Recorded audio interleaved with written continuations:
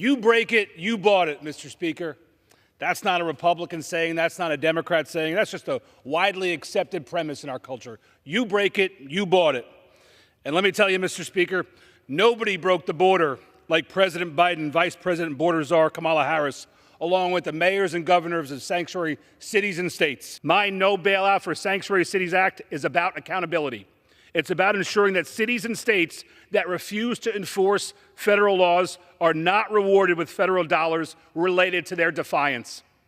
Let the policymakers from sanctuary jurisdictions hear us loud and clear.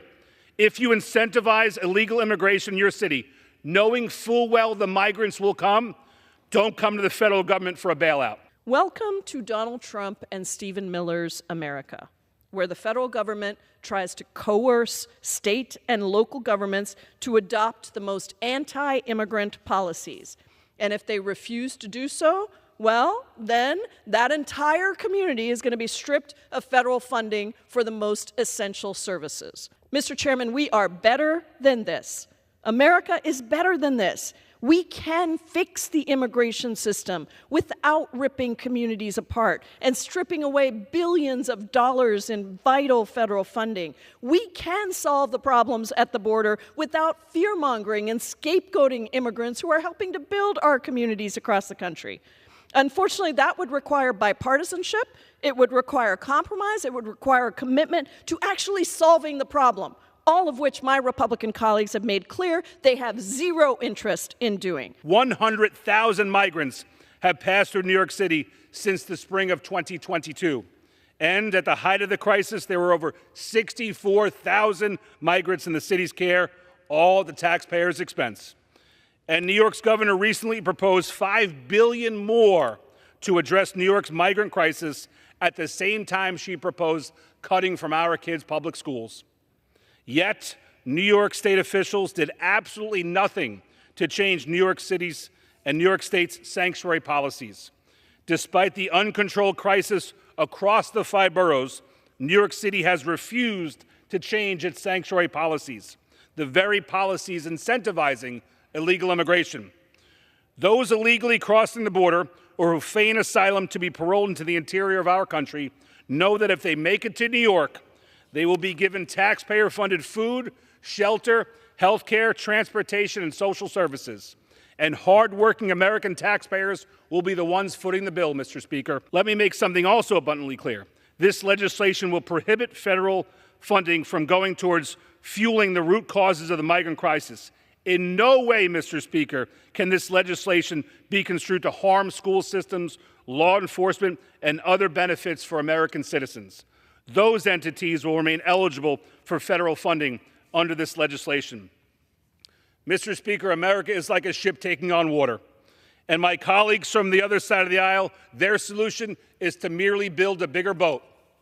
My solution, Mr. Speaker, is to plug the hole causing the crisis in the first place by cutting off federal funds that would only exacerbate the crisis. Here we are, wasting time again on the floor on a bill that has no chance of becoming law, when meanwhile, Republicans have failed to pass a continuing resolution that would keep our government funded. And some in your party are even calling for a government shutdown, which would have detrimental effects on Americans across the country. Are we dealing with that issue? Nope. Republicans couldn't pass their own bill, partisan bill, to continue to fund the government.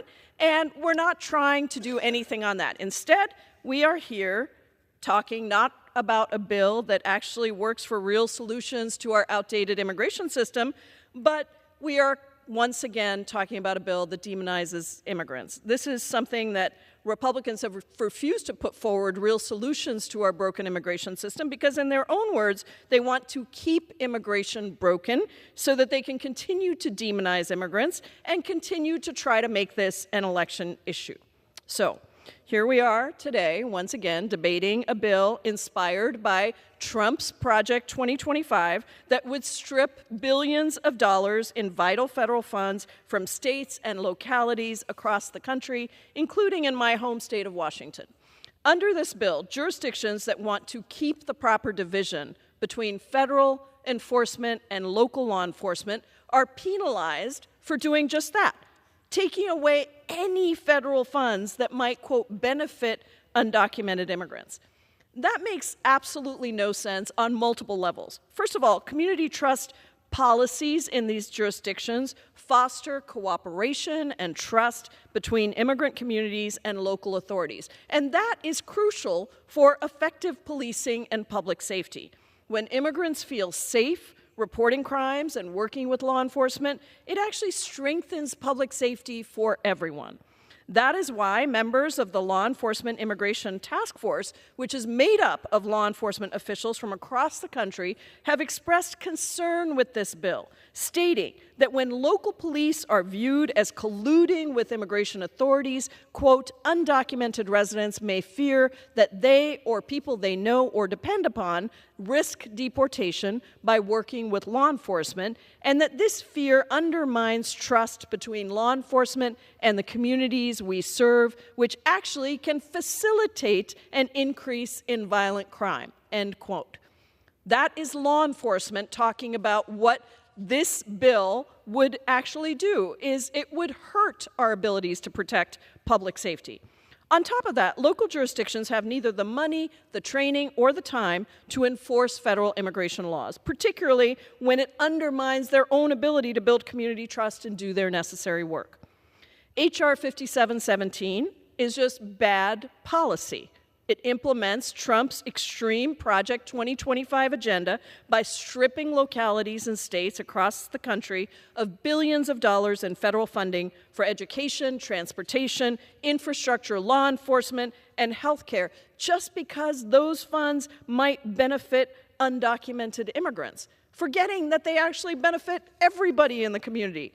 Let's remember that undocumented immigrants are interwoven into our communities. Approximately 1.1 million U.S. citizens are married to undocumented immigrants, and over 600,000 U.S. citizen children live in mixed-status households where at least one person is undocumented. Not to mention the DACA recipients who work in public schools and hospitals and small businesses. Attempts to punish cities and states for using funding in a way that benefits undocumented people takes away the very necessary funding that communities across the country have been asking for. And it will inevitably also harm U.S. citizens and American communities in those same localities. For the past few weeks, Republicans have relentlessly pushed debunked myths about how Haitian immigrants have supposedly invaded Springfield, Ohio, and are eating people's pets. Sadly, that led to the city having to evacuate City Hall and lock down multiple hospitals due to bomb threats. Parents are afraid to send their kids to school as Springfield elementary schools were evacuated 2 days in a row because of the bomb threats. Gentlelady is recognized.